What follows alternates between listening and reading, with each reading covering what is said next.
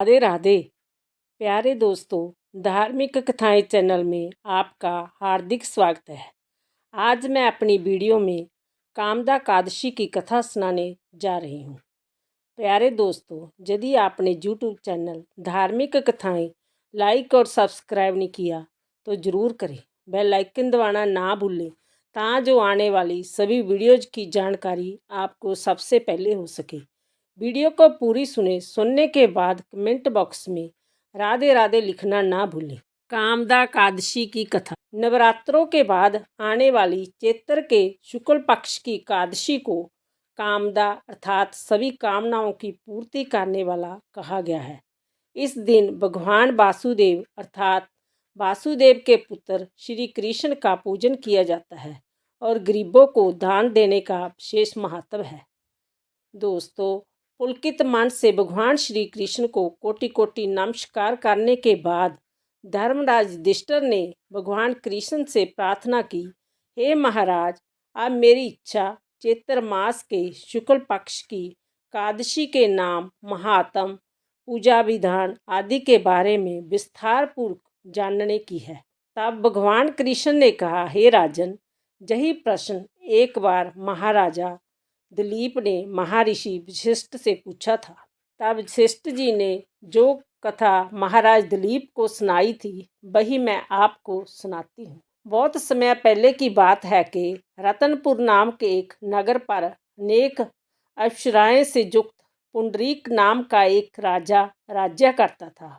रतनपुर नगर में अनेक अप्सरा, किन्नर तथा गंधर्व वास करते थे। उनमें ललित और ललिता नामक पति पत्नी भी थे। उन दोनों में अत्यंत स्नेह था।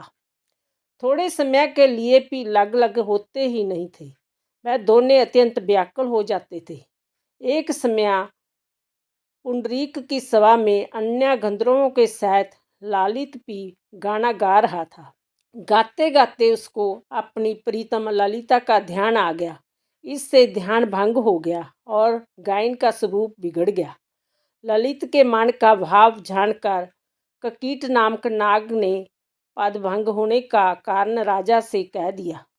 तब पुंडरीक ने क्रोधपूर्वक कहा कि तू मेरे सामने गाता हुआ अपनी स्त्री का स्मरण कर रहा है।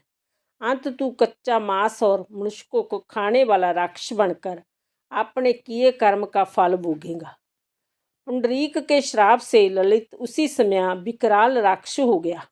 उसका मुख अत्यंत भयंकर, नेत्र सूर्य और चंद्रमा की तरह पदित तथा मुख से अग्नि निकलने लगी। दोस्तों, सिर के बाल पर्वत पर खड़े वृक्षों के समान तथा भुजाएं अत्यंत लंबी हो गई। इस प्रकार उसका शरीर 8 योजन लंबा हो गया। राक्षस बनकर वह अनेक प्रकार के दुख भोगते हुए जंगलों में भटकने लगा। दोस्तों, अब तो उसकी स्त्री ललिता भी अत्यंत दुखी होकर उसके पीछे पीछे भटकती रहती और तरह तरह से विलाप करती रहती। वह अपने पति के उद्धार का उपाय भी सोचती रहती थी। एक दिन ललिता अपने पति के पीछे पीछे चलते हुए विंध्याचल पर्वत पर श्रृंगी के आश्रम तक पहुंच गई। श्रृंगी ऋषि ने ललिता को देखकर पूछा, हे देवी, तुम कौन हो और जहाँ किस लिए आई हो? ललिता बोली, मुनिवर, मेरा नाम ललिता है। मेरा पति राजा पुंडरीक के श्राप से भयानक और विशाल कई राक्षस बन गया है। इसका मुझको बहुत दुख है। मेरे पति के उद्धार का कोई उपाय बतलाइए। दोस्तों, ऋषि बोले, हे गंधर्व कन्या, अब चैत्र शुक्ला एकादशी आने वाली है जिसका नाम कामदा एकादशी है। उसका व्रत करने से मनुष्य के सब कार्य सिद्ध होते हैं।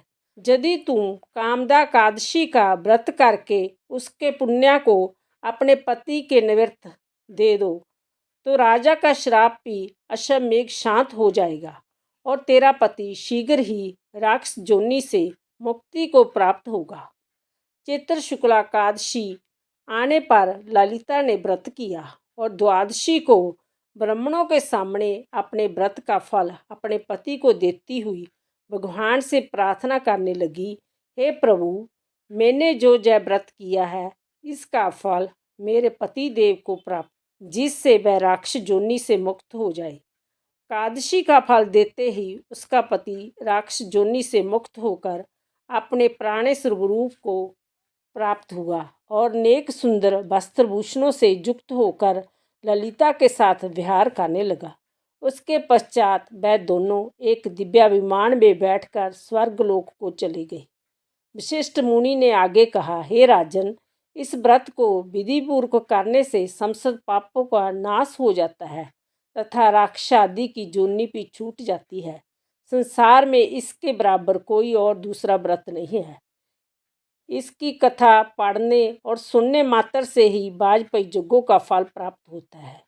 बोलो कृष्ण भगवान की जय। बोलो राधा रानी की जय।